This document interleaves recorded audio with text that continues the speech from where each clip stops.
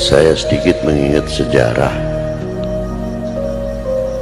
ketika Rasulullah SAW satu sisi beban yang akan dihadapi oleh umat, Rasulullah telah memberikan satu ketawadhanan yang luar biasa. Hadits ini yang diriwayatkan oleh Abi Ishaq ketika didatangi Sayyidina Jibril alaihissalam, dan di situ bersama Sayyidina Israel. Beliau bertanya bagaimana rasanya ketika sakaratul maut.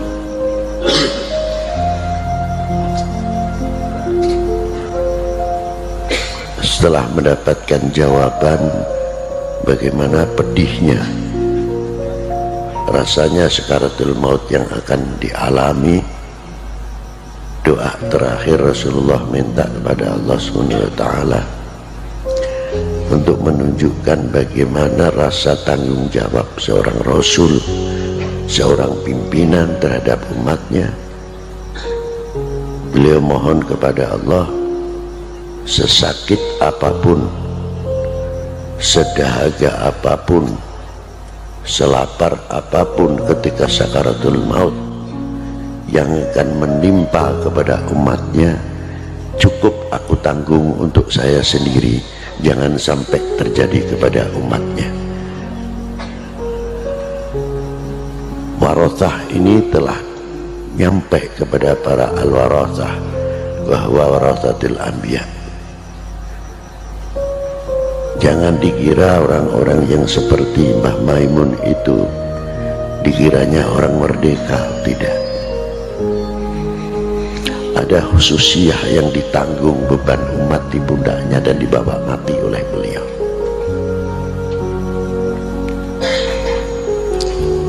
Bagaimana yang satu aulia menanggung balanya umat, yang satu aulia mempunyai himayah yang luar biasa, termasuk tugas Mbah Maimun Zubair ini bagian yang hamlul bala di Indonesia. Itu tugas beliau. Beruntunglah orang-orang yang mau mengambil ilmu walau kana harfan dari beliau. Allah yanfa'una min barakatihim. Itu yang penting. Dari itu kita juga membayangkan bagaimana perjuangan yang dibawa beliau selalu berkiblat kepada wali tis'ah, wali 9. Kita tidak usah jauh-jauh dulu, kita berkiblat ke Hadramaut terlalu jauh, mau ke Baghdad terlalu jauh. Cukup di Indonesia ini bagian Hadramiyah, bagian Baghdadiyah, bagian sumber-sumber tasawuf itu telah komplit di Indonesia. Jangan kita mempunyai prasangka bahwa aulia-aulia yang ada di Indonesia ini kiranya makomnya tidak ada yang di sebagian negara-negara yang lain.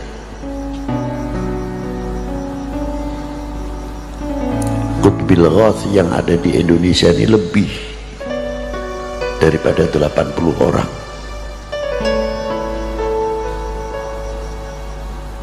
Yang kutub banyak sekali, seperti Maulana Sultanul Aulia wal Arifin Sayyidina Imam Ibrahim Mahdum bin Ahmad Rahmatillah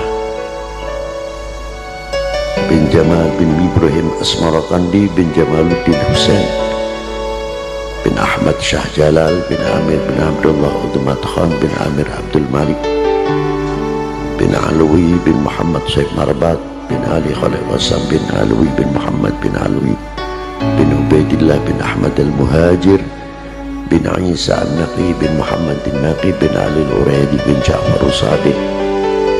Ibunya Ja'far Sadiq adalah Sayyidah Farwah bintil Qasim bin Muhammad bin Abi Bakr Siddiq.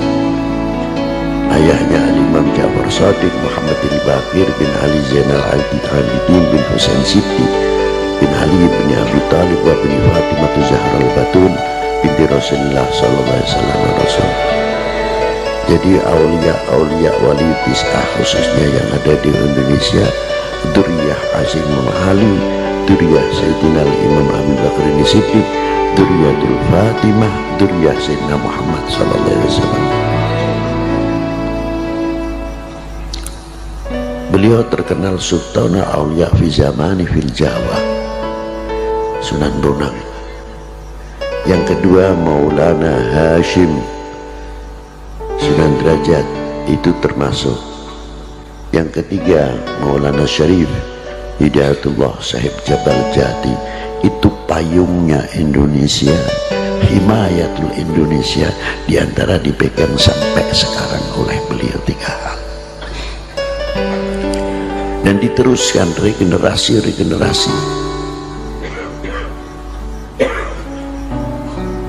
Belum yang kutub-kutub setelah beliau. Di Jawa Timur itu kayak apa wali kutub banyak, jangan dikira tidak. Jawa Tengah tidak ketinggalan, Jawa Barat juga sama. Jadi Indonesia itu mempunyai paku-paku, lopian-lopian yang perlu patut untuk dijadikan contoh untuk kita semuanya. Bagaimana cara perjuangan beliau, kita ini menjadi ulama, menjadi kiai enak. Maaf saja, datang sudah tola'al badru alaina, ada yang pakai selawat, makanannya khusus, seolah-olah minumannya gelasnya khusus. Nanti pulang berapa amplopnya kita nggak tahu. Tapi apakah kita tidak pernah berpikir ketika eyangnya Mbah Kiai Ma'mun Zubair masuk ke daerah sarang, kita taikkan lagi wali-wali 9 yang terdahulu? Apa dianggapnya wali-wali dahulu enak seperti kita sekarang ini? Menghadapi orang yang belum mengerti beriman, yang belum mengerti bersuci, kencing pun belum tentu ngerti cebok.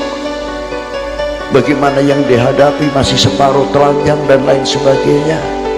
Dengan tabah dan sabarnya, karena selalu mengharapkan orang itu baik, mendapat taufik dan hidayah dari Allah Subhanahu wa taala.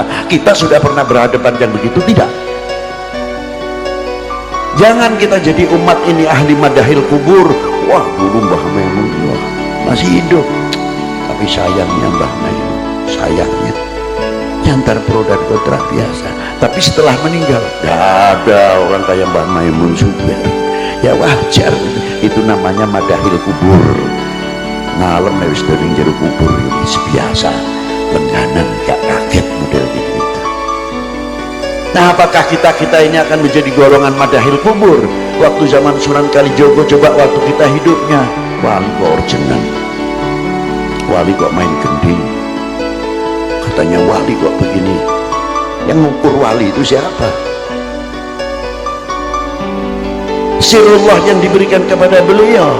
Seandainya kita hidup di zaman Sunan Kalijogo, mungkin orang paling ingkar kepada Sunan Kalijogo. Alhamdulillah kau tidak nyumpai Sunan Kalijogo. Yang sekarang mengatakan Sunan Kalijogo, Masya Allah, Masya Allah, luar biasa, sudah mati, tidak menangi kok, saudaraku. Bodoh.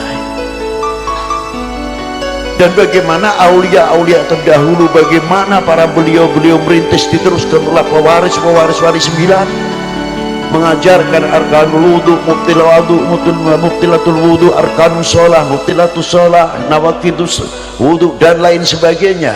Dan memberikan satu contoh kiai-kiai kita di pegunungan-pegunungan. Tidak cukup dari itu saja, bagaimana para beliau merintis, membawa beliau murid-muridnya dengan tenaganya sendiri, dengan ongkosnya sendiri, dengan keuangannya sendiri. Bahkan santri yang ikut beliau tidak pernah mendapatkan sangu dari kedua orang tuanya, dijamin ditanggung oleh para ulama-ulama kita, dikenalkan kepada para ulama, dikenalkan para habaib. Kita tahu selaku ahlul bait tinggal dicintai, tinggal didemeni, teko diambung tangane. Maaf, bukan saya mengkritik, datang tinggal cium tangan. Yang kebetulan ada rezekinya, kita dapat rezeki dari para muhibbin. Jasa siapa itu semuanya? Jasa dari bagian seperti Mbah Maimun, Mbah Maimun. Tapi sekarang kemana Mbah Maimun, Mbah Maimun? Itu tanggung jawab kita bersama untuk membangkitkan berapa ribu Mbah Maimun, Mbah Maimun, supaya hidup di Indonesia ini menjadi penenang umat, menjadi penyejuk umat, seterusnya dan seterusnya. Wassalamualaikum warahmatullahi wabarakatuh.